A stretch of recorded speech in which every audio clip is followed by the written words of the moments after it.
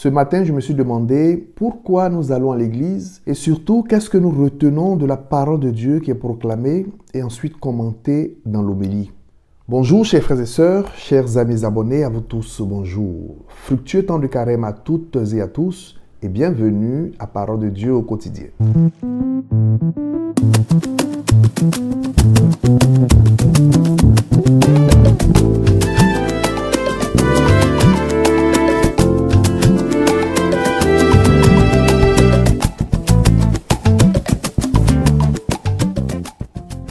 Au nom du Père et du Fils et du Saint-Esprit, Amen. Chers frères et sœurs, chers amis abonnés, l'évangile de ce lundi de la 4e semaine de carême nous dit qu'il y avait un fonctionnaire dont le fils était malade. Sachant que Jésus était dans les parages, il alla le trouver et lui demanda de guérir son fils. Tout d'abord, remarquons la catégorie sociale de la personne qui s'approche de Jésus pour lui demander la guérison de son fils.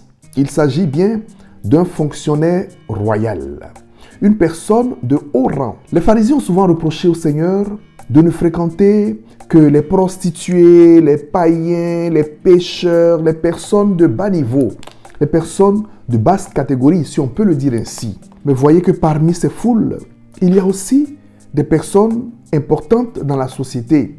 Et dans le cas échéant, c'est un fonctionnaire royal, une personne qui travaille avec le roi. Il ne se gêne pas de s'approcher sous le regard des gens et demander au Seigneur, « Seigneur, mon fils est malade, je voudrais que tu viennes le guérir. » Le Seigneur lui répond, « Si donc vous ne voyez pas de signes et de prodiges, vous ne croirez pas. » Et il répond simplement au Seigneur, « Seigneur, descends avant que mon enfant ne meure. » Alors Jésus lui dit, « Va, ton fils est vivant. » Mes frères et sœurs, chers amis abonnés, il est bon que nous nous rendions compte de la puissance de la parole de Jésus, de la puissance de la parole de Dieu qui fit le monde en 6 jours, de la puissance de la parole de Dieu qui est la source de ta vie, de ta guérison.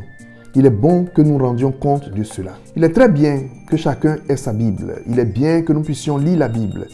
Il est bien que nous puissions écouter des homélies ou même à la messe écouter les lectures qui sont proposées à l'Eucharistie. Mais est-ce que la parole de Dieu pénètre nos cœurs pour que nous puissions expérimenter la puissance de vie de cette parole? La parole de Jésus est puissance de vie, de force et d'amour. La parole de Dieu guérit. Elle est puissance de restauration. La parole de Dieu transforme. Elle est puissance de transformation. Nous allons à la messe, c'est bien.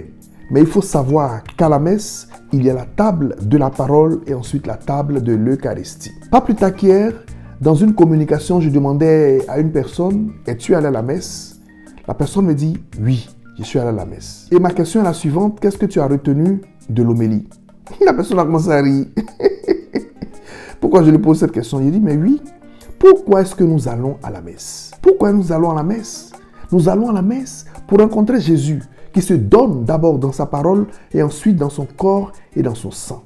Il est bon de communier d'abord à la table de la parole, d'écouter les lectures qui sont proclamées, d'écouter l'homélie qui est proposée, la méditation qui est proposée, de retenir un enseignement personnel pour soi et ensuite d'aller à la table de l'Eucharistie avant de rentrer chez soi.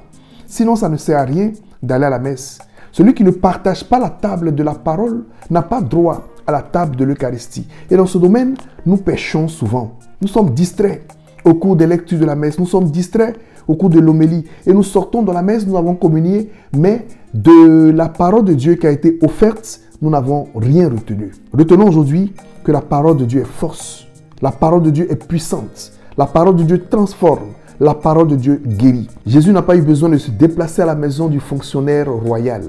Il lui dit, ton fils est vivant. Et il vérifia l'heure de la guérison de son fils. C'était exactement au moment où Jésus lui avait dit que son fils était guéri. Que la parole de Dieu pénètre nos cœurs et nous transforme. Que la parole nous guérisse de toutes nos souffrances, de toutes nos maladies et douleurs. Que la parole nous restaure dans ce qui a été brisé dans nos vies par le diable. Et que la parole de Dieu nous environne et nous accompagne tous les jours de notre vie. Au nom du Père et du Fils et du Saint-Esprit. Amen. Excellente semaine à toutes et à tous. Bon courage sur la route du carême et portez-vous bien. Au revoir.